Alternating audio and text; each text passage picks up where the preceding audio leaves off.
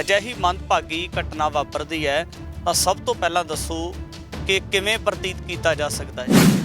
ਇਹ ਬਹੁਤ ਜ਼ਿਆਦਾ ਦੁਖਦਾਈ ਘਟਨਾ ਹੈਗੀ ਹੈ ਜੀ ਜੋ ਆ ਰਿਹਾ ਔਰ ਜੋ ਪਹਿਲਾਂ ਮੋਰਿੰਡੇ ਦਾ ਵਾਪਰਿਆ ਅਜੇ ਉਹਨਾਂ ਨੂੰ 10 ਦਿਨ ਨਹੀਂ ਹੋਏ 15 ਦਿਨ ਨਹੀਂ ਮੋਰਿੰਡੇ ਵਾਲੀ ਘਟਨਾ ਨੂੰ ਉਹਦੇ ਵਿੱਚ ਉਹ ਬੰਦਾ ਮਾਰਿਆ ਵੀ ਜਾਂਦਾ, ਉਹ ਦੋਖੀ ਮਾਰਿਆ ਜਾਂਦਾ ਜੇਲ੍ਹ ਦੇ ਵਿੱਚ। ਕਿਸੇ ਨੂੰ ਕਤਲ ਕਰ ਦੇਣਾ ਜੇਲ੍ਹ 'ਚ, ਕਿਸੇ ਦੀ ਜੇਲ੍ਹ 'ਚ ਮੌਤ ਹੋ ਜਾਣੀ, ਇਹਦਾ ਮਤਲਬ ਇਹ ਹੁੰਦਾ ਵੀ ਟ੍ਰੇਲ ਤੋਂ ਮੋਰਿੰਡੇ ਦੀ ਬੇਅਦਬੀ ਦਾ ਕਦੀ ਨਹੀਂ ਪਤਾ। ਅੱਜ ਤਾਂ ਤੁਹਾਨੂੰ ਪੰਜਾਬ ਪੁਲਿਸ ਨੇ ਦੱਸਿਆ ਵੀ ਜਿੰਨੀ ਦਿਨ ਉਹਨਾਂ 'ਚ ਪੁਲਿਸ ਰਿਮਾਂਡ ਰਿਹਾ ਉਹ ਕੀ ਬੋਲਿਆ ਸੀ, ਉਹ ਦਫਨ ਹੋ ਗਿਆ, ਉਹ ਕੇਸ ਫਾਈਲ ਕਲੋਜ਼ ਹੋ ਗਿਆ। ਸੋ ਇਹ ਤਾਕਤਾਂ ਉਹਨਾਂ ਜ਼ਮਾਨਿਆਂ 'ਚ ਉੱਥੇ ਕਰਦੀਆਂ ਰਹੀਆਂ, ਹੁਣ ਇਹਨਾਂ ਨੇ ਗੁਰੂ ਘਰਾਂ ਨੂੰ ਸ਼ੁਰੂ ਕਰ ਦਿੱਤਾ। ਉਦੋਂ ਬਾਅਦ ਦਰਬਾਰ ਸਾਹਿਬ ਦੇ ਵਿੱਚ ਹੋਣ ਲੱਗੀ, ਹੁਣ ਬੰਬ ਬਲਾਸਟ ਤੇ ਆ ਗਈ, ਤੇ ਬੜਾ ਇੱਕ ਪਲਾਨ ਕੰਮ ਚੱਲ ਰਿਹਾ ਹੈ। ਕਿ ਇਸ ਤੋਂ ਪਹਿਲਾਂ ਦੋ ਘਟਨਾਵਾਂ ਵਾਪਰੀਆਂ ਨੇ, ਜਦੋਂ ਤੀਜੀ ਘਟਨਾ ਵਾਪਰਦੀ ਹੈ ਇਸ ਤੋਂ ਪਹਿਲਾਂ ਉਹਨਾਂ ਦੀ ਨਜ਼ਰ ਇਸ ਗੱਲ ਤੇ ਕਿਉਂ ਨਹੀਂ ਕਿ ਹੋਰ ਘਟਨਾ ਨੂੰ ਅੰਜਾਮ ਵੀ ਦਿੱਤਾ ਜਾ ਸਕਦਾ। ਇਹ ਜਿਹੜੀ ਹੋਣ ਵਾਲੀ ਸਰਕਾਰ ਹੈ ਨਾ ਜੀ, ਇਹਦਾ ਡਰਾਮਾਬਾਜ਼ੀ, ਮਾਰਕੀਟਿੰਗ ਔਰ ਇਹਨਾਂ 'ਚ ਰਾਜ ਕਰਨ ਦਾ ਨਾ ਐਕਸਪੀਰੀਅੰਸ ਹੈ, ਨਾ ਇਹਨਾਂ ਨੂੰ ਵੱਲ ਹੈ, ਨਾ ਚੱਜ।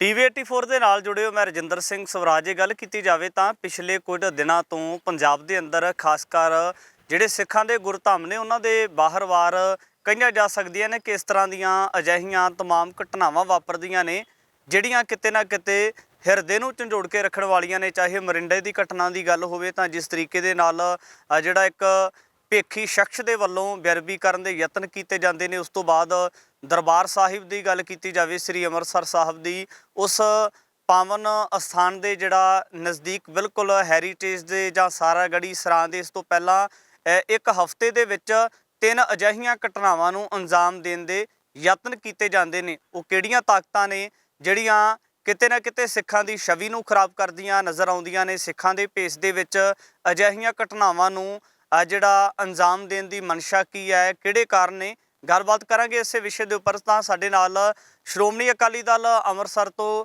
ਗੱਲਬਾਤ ਕਰਨ ਵਾਸਤੇ ਹਾਜ਼ਰ ਨੇ ਸਰਦਾਰ ਕੁਸ਼ਲਪਾਲ ਸਿੰਘ ਮਾਨ, ਉਹਨਾਂ ਦੇ ਨਾਲ ਗੱਲਬਾਤ ਕਰ ਲੈਣੇ। ਸਰ ਸਭ ਤੋਂ ਪਹਿਲਾਂ ਸਵਾਗਤ ਹੈ ਜੀ। ਵਾਹਿਗੁਰੂ ਜੀ ਕਾ ਖਾਲਸਾ, ਵਾਹਿਗੁਰੂ ਜੀ ਕੀ ਫਤਿਹ ਜੀ। ਸਰ ਸਭ ਤੋਂ ਪਹਿਲਾਂ ਵੱਡਾ ਸਵਾਲ ਹੈ, ਸਿੱਖਾਂ ਦਾ ਪਾਕ ਸਥਾਨ ਹੈ ਸ੍ਰੀ ਦਰਬਾਰ ਸਾਹਿਬ, ਜਦੋਂ ਅਜਿਹੇ ਪਾਵਨ ਅਸਥਾਨ ਦੇ ਨਜ਼ਦੀਕ ਅਜਿਹੀ ਮੰਦਭਾਗੀ ਘਟਨਾ ਵਾਪਰਦੀ ਹੈ ਤਾਂ ਸਭ ਤੋਂ ਪਹਿਲਾਂ ਦੱਸੋ ਕਿ ਕਿਵੇਂ ਪ੍ਰਤੀਤ ਕੀਤਾ ਜਾ ਸਕਦਾ ਹੈ। ਇਹ ਬਹੁਤ ਜ਼ਿਆਦਾ ਦੁਖਦਾਈ ਘਟਨਾ ਹੈਗੀ ਹੈ ਜੀ ਜੋ ਆ ਰਿਹਾ ਔਰ ਜੋ ਪਹਿਲਾਂ ਮੋਰਿੰਡੇ ਦਾ ਵਾਪਰਿਆ। ਇਹ ਦੇਖੋ ਪਿਛਲੇ ਮਹੀਨੇ ਡੇਢ 'ਚ ਜੋ ਕੁਛ ਹੋਇਆ, ਪਹਿਲਾਂ ਜਿਸ ਤਰ੍ਹਾਂ ਇਹਨਾਂ ਨੇ ਭਾਈ ਅੰਮ੍ਰਿਤਪਾਲ ਸਿੰਘ ਨੂੰ ਫੜਨ ਲਈ ਜੋ ਡਰਾਮਾ ਰਚਿਆ, ਉਹਨਾਂ ਨੂੰ 8 ਜ਼ਿਲ੍ਹਿਆਂ ਦੀ ਪੁਲਿਸ, 80,000 1 ਲੱਖ ਪੁਲਿਸ ਵਾਲਾ, ਤੇ ਜੋ ਵੀ ਵਾਪਰਿਆ ਉਹ ਸਭ ਨੂੰ ਪਤਾ ਹੈਗਾ। ਜਿਸ ਦਿਨ ਉਹਨਾਂ ਦੀ ਗ੍ਰਿਫਤਾਰੀ ਪੈਂਦੀ ਹੈ ਉਦੋਂ ਬਿਲਕੁਲ ਅਗਲੇ ਦਿਨ ਮੋਰਿੰਡੇ ਵਾਲੀ ਘਟਨਾ ਵਾਪਰਦੀ ਹੈ, 24 ਘੰਟਿਆਂ ਦੇ ਅੰਦਰ ਅੰਦਰ। ਤੇ ਅਜੇ ਉਹਨਾਂ ਨੂੰ 10 ਦਿਨ ਨਹੀਂ ਹੋਏ 15 ਦਿਨ ਨੇ ਇਹ ਮੋਰਿੰਡੇ ਵਾਲੀ ਘਟਨਾ ਨੂੰ, ਉਹਦੇ ਵਿੱਚ ਉਹ ਬੰਦਾ ਮਾਰਿਆ ਵੀ ਜਾਂਦਾ, ਉਹ ਦੋਖੀ ਮਾਰਿਆ ਜਾਂਦਾ ਜੇਲ੍ਹ ਦੇ ਵਿੱਚ। ਔਰ ਉਦੋਂ ਬਾਅਦ ਹੁਣ ਦਰਬਾਰ ਸਾਹਿਬ ਵਾਲੀਆਂ 3 ਘਟਨਾਵਾਂ ਹੋ ਗਈਆਂ। ਮੈਂ ਨਾ ਤੁਹਾਨੂੰ ਥੋੜ੍ਹਾ ਜਿਹਾ ਇਹਨੂੰ ਇੱਕ ਹਿਸਟੋਰਿਕ ਪੱਖ 'ਤੇ ਲਿਜਾਣਾ ਚਾਹੁੰਦਾ। ਜਿਹੜੀਆਂ ਤਾਕਤਾਂ, ਜਿਹੜੀਆਂ ਏਜੰਸੀਜ਼ ਇਹ ਕਰਾਉਂਦੀਆਂ ਨੇ ਨਾ, ਉਹਨਾਂ ਨੇ ਜਦੋਂ 80 ਦੇ ਦਹਾਕੇ ਵਾਲਾ ਸਾਰਾ ਵਾਤਾਵਰਨ ਬਣਿਆ ਅਤੇ ਮੰਦਰਾਂ ਦੇ ਵਿੱਚ ਗਊ ਦੀਆਂ ਪੂਛਾਂ ਅਤੇ ਮਸਜਿਦਾਂ ਦੇ ਵਿੱਚ ਸੂਰ ਦਾ ਮਾਸ ਸੁੱਟਿਆ ਜਾਣਾ ਬੜਾ ਆਮ ਗੱਲ ਸੀ।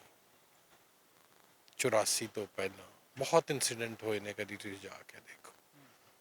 ਸੋ ਧਾਰਮਿਕ ਸਥਾਨਾਂ 'ਤੇ ਬੇਅਦਬੀ ਕਰਨੀ, ਜਿਹੜਾ ਸਾਡਾ ਗੁਰੂ ਨਾਨਕ ਸਾਹਿਬ ਦਾ ਫਲਸਫਾ ਹੈ, ਮਾਨਸ ਕੀ ਜਾਤ ਸਭੇ ਕੀ ਪਹਿਚਾਨ। ਸੋ ਇਹ ਤਾਕਤਾਂ ਉਹਨਾਂ ਜ਼ਮਾਨਿਆਂ 'ਚ ਉੱਥੇ ਕਰਦੀਆਂ ਰਹੀਆਂ, ਹੁਣ ਇਹਨਾਂ ਨੇ ਗੁਰੂ ਘਰਾਂ ਨੂੰ ਸ਼ੁਰੂ ਕਰ ਲਿਆ। ਇਹ 2015 ਵਾਲੀ ਬਰਗਾੜੀ ਤੋਂ ਬੇਅਦਬੀ ਸ਼ੁਰੂ ਹੁੰਦੀ ਹੈ, ਅਤੇ ਇਹ ਵੇਖੋ ਵੀ ਹੁਣ ਉਦੋਂ ਬਾਅਦ ਦਰਬਾਰ ਸਾਹਿਬ ਦੇ ਵਿੱਚ ਹੋਣ ਲੱਗੀ, ਹੁਣ ਬੰਬ ਬਲਾਸਟ 'ਤੇ ਆ ਗਈ। ਇਹ ਤਾਂ ਬੜਾ ਇੱਕ ਪਲਾਨਡ ਕੰਮ ਚੱਲ ਰਿਹਾ ਹੈਗਾ। ਮਾਨ ਸਾਹਿਬ ਦੇ ਪਿੱਛੇ ਜੇ ਗੱਲ ਕੀਤੀ ਜਾਵੇ ਤਾਂ ਤਾਕਤਾਂ ਕਿਹੜੀਆਂ ਨਜ਼ਰ ਆਉਂਦੀਆਂ ਨੇ ਜਿਨ੍ਹਾਂ ਦੇ ਵੱਲੋਂ ਅਜਿਹੀਆਂ ਕੁਝੀਆਂ ਚਾਲਾਂ ਚੱਲੀਆਂ ਜਾ ਰਹੀਆਂ ਨੇ? ਬਿਲਕੁਲ ਬਿਲਕੁਲ। ਔਰ ਇਹ ਤੁਹਾਡੇ ਆਪਣੇ ਵਰਗੇ ਹੀ ਤੁਹਾਡੇ ਲੱਗਦੇ ਹੋਣਗੇ, ਦੇਖਿਓ ਜਿਨ੍ਹਾਂ ਨੂੰ ਇਹ ਦੋਖੀ ਕਰਨਗੇ। ਜਿਵੇਂ ਅੱਜ ਵੀ ਧਾਮੀ ਸਾਹਿਬ ਦਾ ਵੀ ਆਇਆ ਹੈਗਾ, ਸ਼੍ਰੋਮਣੀ ਕਮੇਟੀ ਪ੍ਰਧਾਨ ਦਾ। ਸੋ ਇਹ ਬਿਲਕੁਲ ਇਹ ਅਲਟੀਮੇਟਲੀ ਇਹ ਪੇਸ਼ ਕਰਨਗੇ ਵੀ ਸਿੱਖਾਂ ਨੂੰ ਹੀ ਸਿੱਖਾਂ ਦੇ ਅਸਥਾਨਾਂ 'ਚ ਆਸਥਾ ਹੈ ਨਹੀਂ। ਇਹ ਗੱਲ ਉਧਰ ਨੂੰ ਲਿਜਾਈ ਜਾ ਰਹੀ ਹੈ। ਦੂਜੀ ਗੱਲ ਹੈ ਵੀ ਜਿਹੜੀ ਪੋਲਰਾਈਜੇਸ਼ਨ ਆਫ ਵੋਟਸ ਹੈਗੀ ਹੈ ਰੈਸਟ ਆਫ ਇੰਡੀਆ 'ਚ, ਵੀ ਇਹਨੂੰ ਇੱਕ ਹੋਰ ਸੰਦਰਭ 'ਚ ਦੇਖੋ। 2019 ਤੋਂ ਪਹਿਲਾਂ ਪੁਲਵਾਮਾ ਹੁੰਦਾ, ਉਹਦੇ ਬਾਰੇ ਸਤਪਾਲ ਮਲਿਕ ਜਿਹੜਾ ਉਦੋਂ ਦਾ ਗਵਰਨਰ ਸੀ, ਉਹ ਸਭ ਕੁਝ ਕਹਿ ਚੁੱਕਿਆ ਵੀ ਅਸੀਂ ਰਿਸਪੌਂਸਿਬਲ ਹਾਂ ਉਹਦੇ ਲਈ। ਉਦੋਂ ਬਾਅਦ ਪਾਕਿਸਤਾਨ ਦੇ ਵਿੱਚ ਸਰਜੀਕਲ ਸਟ੍ਰਾਈਕ ਕਰਦੇ ਨੇ। ਉਹ ਸਾਰੇ ਇਸ਼ੂ ਨੂੰ ਲੈ ਕੇ ਇਹਨਾਂ ਨੇ 2019 ਦੀ ਇਲੈਕਸ਼ਨ ਲੜੀ ਤੇ ਜਿੱਤੀ। ਅੱਜ 2019 'ਚ ਜਿੱਤਦੇ ਹੀ 4 ਮਹੀਨਿਆਂ ਬਾਅਦ ਇਹਨਾਂ ਨੇ 370 ਉਡਾਤਾ, ਉੱਥੇ ਸਰਕਾਰ ਪ੍ਰੈਜ਼ੀਡੈਂਟ ਰੂਲ ਲਾਤਾ। ਹੁਣ ਅੱਜ ਕਿਸ ਮੂੰਹ ਨਾਲ ਕਸ਼ਮੀਰੀ ਮੁੱਦਾ ਚੁੱਕਣਗੇ ਪੋਲਰਾਈਜੇਸ਼ਨ ਲਈ? ਸੋ ਨੈਕਸਟ ਮਾਈਨੋਰਿਟੀ ਕੌਣ ਆ? ਸਿੱਖ। ਨੈਕਸਟ ਸਟੇਟ ਕੌਣ ਆ? ਪੰਜਾਬ। ਸੋ ਇਹ ਪੋਲਰਾਈਜੇਸ਼ਨ ਕਰ ਰਹੇ ਨੇ। ਔਰ ਇਹ ਜੋ ਮੈਨੂੰ ਡਰ ਹੈ, ਸ਼ੰਕਾ ਹੈ ਵੀ ਇਹ ਹਾਲੇ ਅਗਲੇ 8-10 ਮਹੀਨੇ ਵਧਣਾ ਹੈ ਕੰਮ। ਔਰ ਜਿਹੜੀ ਹੁਣ ਇੱਥੇ ਦੀ ਹਕੂਮਤ ਹੈ ਉਹ ਵੀ ਜਿਹੜੀ ਸੈਂਟਰਲ ਗਵਰਨਮੈਂਟ ਹੈ ਉਹਨੂੰ ਬਲਾਈਂਡਲੀ ਫੋਲੋ ਕਰਦੀ ਹੈ। ਔਰ ਆਈਡੀਓਲੋਜੀਕਲੀ ਵੀ ਉਹ ਉਹਨਾਂ ਦਾ ਤੁਸੀਂ ਦੇਖੋ ਵੀ ਕੋਈ ਧਾਰਮਿਕ ਆਸਥਾ ਹੈ ਨਹੀਂ। ਅੱਜ ਮੈਂ ਕਿਸੇ ਸਰਕਾਰੀ ਦਫ਼ਤਰ 'ਚ ਬੈਠਾ ਸੀਗਾ ਪੰਜਾਬ ਗਵਰਨਮੈਂਟ ਦੇ। ਸੋ ਪੰਜਾਬ ਗਵਰਨਮੈਂਟ ਦੇ ਹਮੇਸ਼ਾ ਹੀ, ਜੇ ਤੁਸੀਂ ਚਾਹੇ ਕਾਂਗਰਸ ਸਰਕਾਰ ਲੈ ਲਓ ਪਿਛਲੇ 20-25 ਸਾਲ ਦੇ ਵਿੱਚ, ਕੋਈ ਨਾ ਕੋਈ ਸਿੱਖੀ ਰਿਲੇਟਡ ਜਿਹੜਾ ਕੈਲੰਡਰ ਹੁੰਦਾ ਹੈ, ਉਹ ਸਿੱਖੀ ਰਿਲੇਟਡ ਕੁਛ ਨਾ ਕੁਛ ਦਿਖਾਇਆ ਜਾਂਦਾ ਹੈ ਪੰਜਾਬ ਸਰਕਾਰ ਦੇ ਕੈਲੰਡਰ 'ਚ। ਚਾਹੇ ਦਰਬਾਰ ਸਾਹਿਬ ਦੀ ਫੋਟੋ ਹੋਵੇ, ਚਾਹੇ ਕਿਸੇ ਗੁਰੂਆਂ ਦਾ ਕੁਛ। ਜਿਹੜਾ ਇਸ ਸਰਕਾਰ ਨੇ 2023 ਦਾ ਕੈਲੰਡਰ ਹੈ, ਉਹਦੇ ਭਗਵੰਤ ਮਾਨ ਦੀ ਫੋਟੋ ਹੈ, ਭਗਤ ਸਿੰਘ ਦੇ ਬੁੱਤ ਦੀ ਫੋਟੋ ਹੈ। That's it. ਵੀ ਇਹ ਜਿਹੜਾ ਗੁਰੂ ਨਾਨਕ ਸਾਹਿਬ ਦਾ ਫਲਸਫਾ, ਉਹਦੇ 'ਚ ਇਹਨਾਂ ਦਾ ਵਿਸ਼ਵਾਸ ਹੀ ਹੈ ਨਹੀਂ ਨਾ। ਇਹਨਾਂ ਦੀ ਇਡੀਓਲੋਜੀ ਇਹ ਹੈ।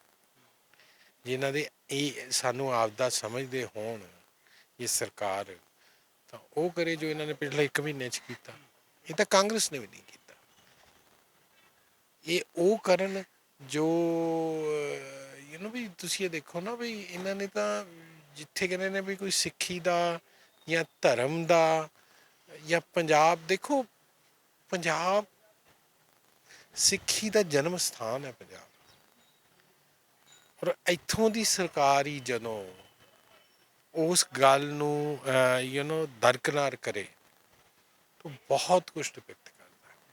ਇਹਦੇ ਵਿੱਚ ਇੱਕ ਵੱਡਾ ਸਵਾਲ ਹੈ ਇਸੇ ਘਟਨਾ ਦੇ ਨਾਲ ਜੁੜਿਆ ਹੋਇਆ। ਜੇ ਗੱਲਬਾਤ ਕਰੀਏ ਤਾਂ ਪੰਜਾਬ ਸਰਕਾਰ ਦੀ ਦਸਤਿਆਂ ਦੀ ਸਮੇਤ ਜਿਹੜੀਆਂ ਹੋਰ ਪੰਜਾਬ ਦੀਆਂ ਕਹਿ ਸਕਦੇ ਹਾਂ ਕਿ ਅੰਦਰੂਨੀ ਤੌਰ 'ਤੇ ਖਬਰਾਂ ਦੇਣ ਵਾਲੀਆਂ ਟੀਮਾਂ ਹੁੰਦੀਆਂ ਨੇ, ਏਜੰਸੀਆਂ ਹੁੰਦੀਆਂ ਨੇ, ਉਹ ਪੰਜਾਬ ਦੇ ਵਿੱਚ ਨੇ। ਇਹਦੇ ਨਾਲ ਸੈਂਟਰ ਦੀਆਂ ਵੀ ਨਾਲ ਨੇ। NI ਦੀ ਗੱਲ ਹੋਵੇ ਜਾਂ ਸੁਰੱਖਿਆ ਦਸਤਿਆਂ ਦੀ ਗੱਲ ਹੋਵੇ, ਤੇ ਫਿਰ ਉਹਨਾਂ ਦੇ ਧਿਆਨ ਦੇ ਵਿੱਚ ਕਿਉਂ ਨਹੀਂ? ਕਿਉਂਕਿ ਇਸ ਤੋਂ ਪਹਿਲਾਂ 2 ਘਟਨਾਵਾਂ ਵਾਪਰੀਆਂ ਨੇ। ਜਦੋਂ ਤੀਜੀ ਘਟਨਾ ਵਾਪਰਦੀ ਹੈ, ਇਸ ਤੋਂ ਪਹਿਲਾਂ ਉਹਨਾਂ ਦੀ ਨਜ਼ਰ ਇਸ ਗੱਲ 'ਤੇ ਕਿਉਂ ਨਹੀਂ ਕਿ ਹੋਰ ਘਟਨਾ ਨੂੰ ਅੰਜਾਮ ਵੀ ਦਿੱਤਾ ਜਾ ਸਕਦਾ ਹੈ?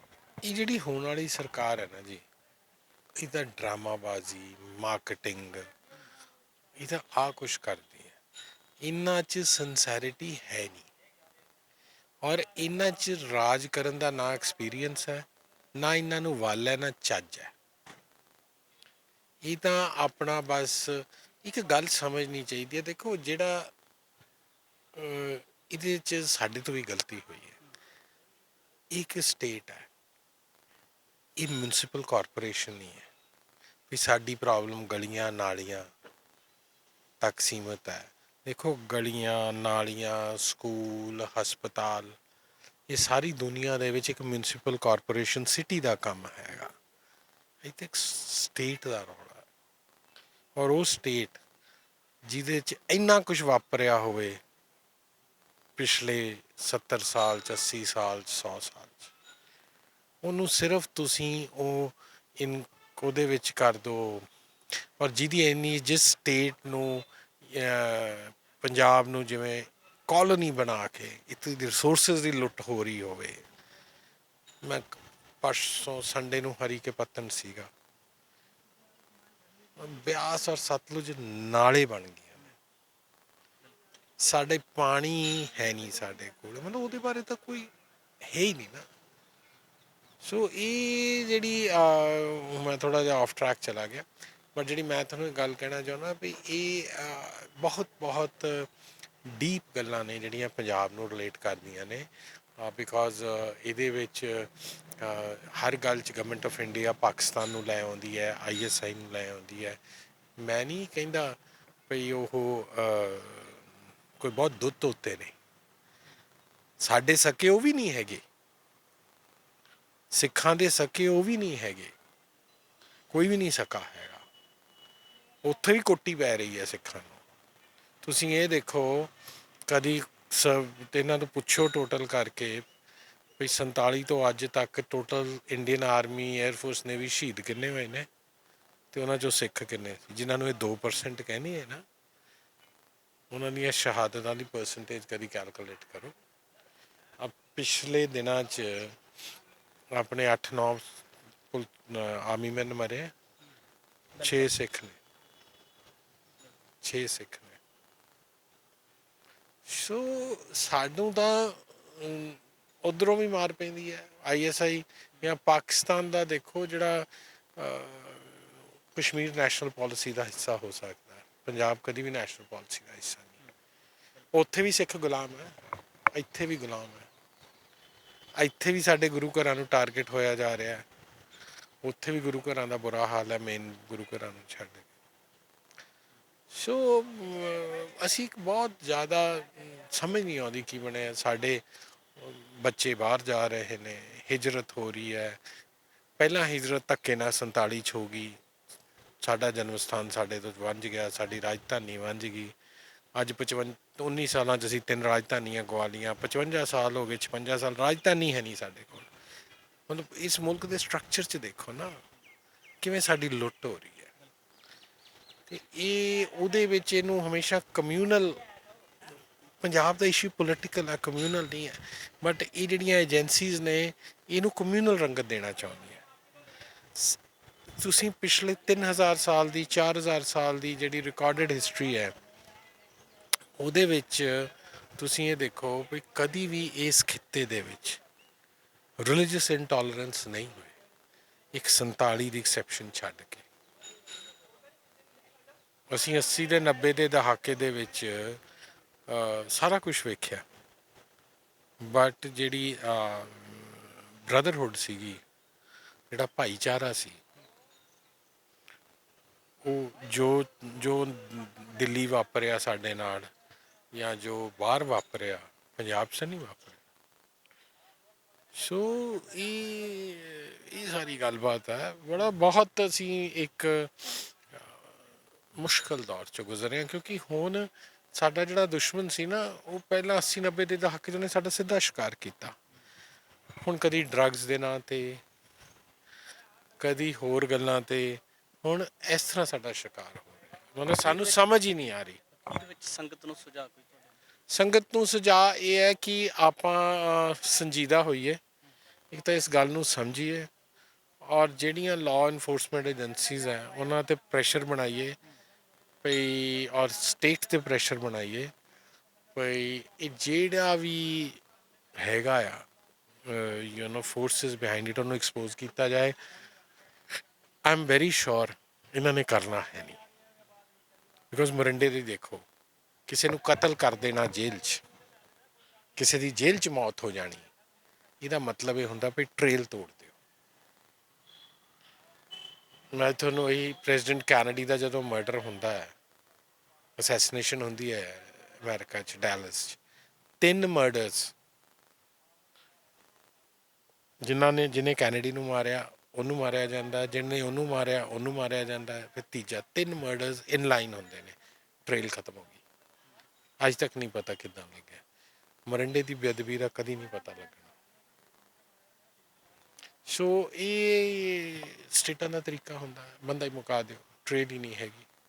ਅੱਜ ਤਾਂ ਤੁਹਾਨੂੰ ਪੰਜਾਬ ਪੁਲਿਸ ਨੇ ਦੱਸਿਆ ਵੀ ਜਿੰਨੀ ਦਿਨ ਉਹਨਾਂ ਜੀ ਪੁਲਿਸ ਰਿਮਾਂਡ ਰਿਹਾ ਹੈ, ਉਹ ਕੀ ਬੋਲਿਆ ਸੀ, ਉਹ ਦਫਨ ਹੋ ਗਿਆ। ਉਹ ਕੇਸ ਫਾਈਲ ਕਲੋਜ਼ ਹੋ ਗਈ ਉਸ ਡੈਥ ਨਾਲ। ਉਹ ਬੇਅਦਬੀ ਦਾ ਕੰਮ ਨਿਬੜ ਗਿਆ। ਸੋ ਅੱਜ ਤੱਕ ਬਲੂ ਸਟਾਰ ਦਾ ਨਹੀਂ ਸਾਨੂੰ ਪਤਾ। ਬਚਣਾ ਕੁਛ ਨਹੀਂ, ਬਟ ਸਾਨੂੰ ਬਹੁਤ ਸੰਜੀਦਾ ਹੋ ਕੇ ਸਾਨੂੰ ਸਮਝਣਾ ਪਊਗਾ ਵੀ ਕ੍ਰਾਈਸਿਸ ਚੋਂ ਨਿਕਲਣਾ ਕਿਵੇਂ। ਹਾਂਜੀ। ਪੰਜਾਬ ਦੇ ਅੰਦਰ ਇਸ ਤਰ੍ਹਾਂ ਦੀਆਂ ਸਿੱਖਾਂ ਦੇ ਧਾਰਮਿਕ ਸਥਾਨਾਂ ਦੇ ਉੱਪਰ ਘਟਨਾਵਾਂ ਵਾਪਰਨੀਆਂ ਬੇਹੱਦ ਮੰਦਭਾਗੀਆਂ ਨੇ, ਪਰ ਦੂਜੇ ਪਾਸੇ ਵੱਡੇ ਸਵਾਲੀਆ ਚਿੰਨ੍ਹ ਲੱਗਦੇ ਨੇ ਕਿ ਸਰਕਾਰਾਂ ਦਾ, ਏਜੰਸੀਆਂ ਦਾ ਇਹਦੇ ਉੱਪਰ ਰੁਖ ਕੀ ਹੋਏਗਾ। ਜਿਹੜੇ ਦੋਸ਼ੀ ਕਹਿ ਕੇ ਆਪਣੇ ਹਿਰਾਸਤ ਦੇ ਵਿੱਚ ਨਾਮਜ਼ਦ ਕਰਕੇ ਲੈ ਗਏ ਨੇ, ਉਹਨਾਂ ਦੇ ਉੱਪਰ ਕਿਸ ਤਰੀਕੇ ਦੀ ਕਾਰਵਾਈ ਹੋਏਗੀ, ਉਹਨਾਂ ਦੇ ਕੋਲੋਂ ਜਿਹੜੀ ਪੁੱਛ ਪੜਤਾਲ ਕੀਤੀ ਜਾਏਗੀ ਤਾਂ ਉਹਦਾ ਜਿਹੜਾ ਸੱਚ ਹੈ ਕਿ ਲੋਕਾਂ ਦੇ ਸਾਹਮਣੇ, ਆਵਾਮ ਦੇ ਸਾਹਮਣੇ ਜਾਂ ਸਿੱਖ ਭਾਈਚਾਰੇ ਦੇ ਸਾਹਮਣੇ ਕਦੋਂ ਕਿਵੇਂ ਆਵੇਗਾ। ਗੱਲਬਾਤ ਲੈ ਕੇ ਹਾਜ਼ਰ ਹੁੰਦੇ ਰਹਾਂਗੇ। ਧੰਨਵਾਦ।